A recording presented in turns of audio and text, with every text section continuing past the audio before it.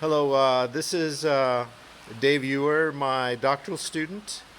This hydrogel iron complex with carboxymethyl cellulose was all his idea. So he brought it from lab scale, and now we are very crudely expanding to manufacturing scale, and he will go through the various processes explaining the manufacturing process. Here you go, Dave. Okay, so to start off, we have buckets with 16 liters of water in them and approximately 400 grams of hydrogel.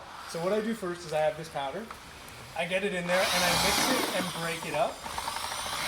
Now, the reason for this is that it will clump together if it's not broken apart by the drill bit.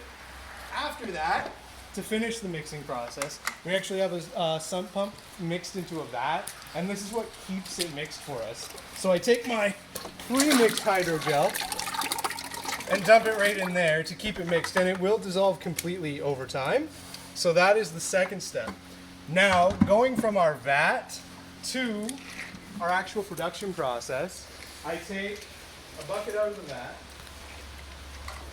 and then we have these other buckets sitting over baths of iron chloride, and we dump our CNC in top right here, and then underneath we have it dripping out to form the hydrogel.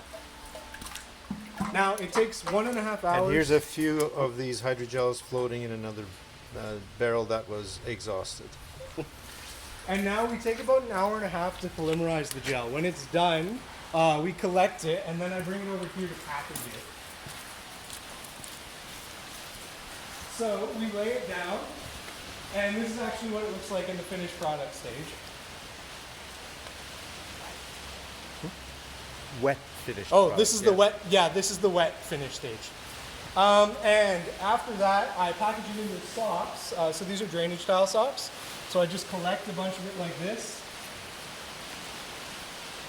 pack it in, and like that.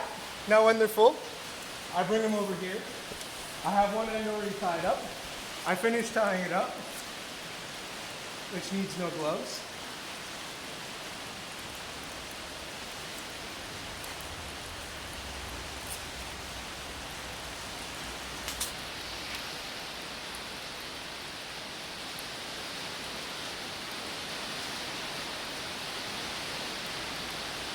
And finally, we lay them out to dry. So, we have this big sock, and we carry it over to our drying rack. Lay it out, and when we are ready to leave, we are good to go. Yeah. So for the filtration system that is draining tiles at the Southern Thames Conservation Area, we will need 25 per filtration unit, so a total of 50 of these. Okay, thank you, Dave. Welcome.